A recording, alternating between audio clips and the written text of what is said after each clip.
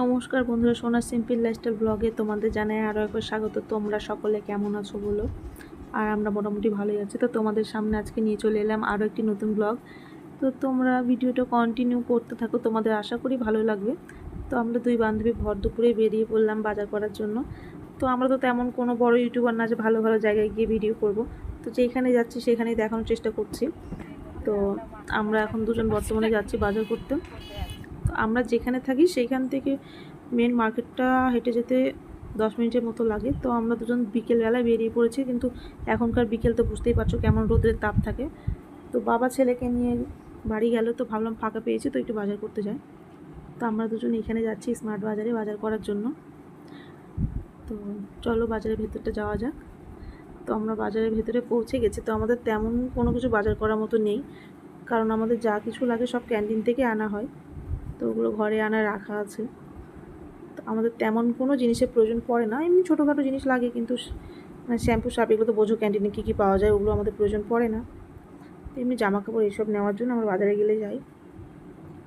তো একটা চায়ের ক্যান পছন্দ হচ্ছে, দেখছি নেবো নাকি ভাবছি, তো একটু দেখছি। তো চলো পুরো বাজারের ভেতরটা ঘুরে দেখা যাক। আমি পুরোটা দেখাতে পারবো না, কারণ মানে আমার এতটা সাহস নেই যে লোকের সামনে ক্যামেরা ধরবো। ফাঁকার মধ্যে যতটুকু পারছি ততটুকু ধরছি। তো চলো যা দেখাতে পারছি করছি।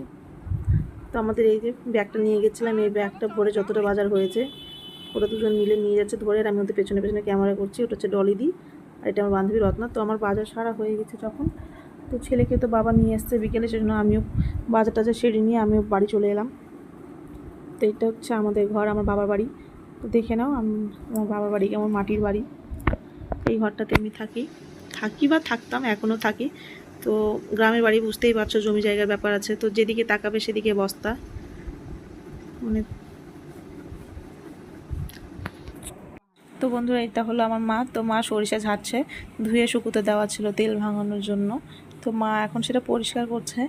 তো তোমরা হয়তো জানো না, কিংবা জানো যে আমাদের গ্রামের লোকের একটা প্লাস পয়েন্ট হচ্ছে সব কিছু ঘরের খেতে পারি আমরা। যেমন তোমার তেল, চাল, আলু সব কিছুই, প্রায় সবজি থেকে শুরু করে কম বেশি সবটাই আমরা ঘরের খেতে পারি। কোনোটা বিশেষ কিছু জিনিস কিনতে হয় না। একটু মাছ মাংস কিনতে হয়, পারলে সেটাও আমাদের পুকুরের আছে, পুকুরের মাছ। মাংসটাও হাঁস মুরগি পোষা হয়, তো আমাদের তেমনটা হয় না।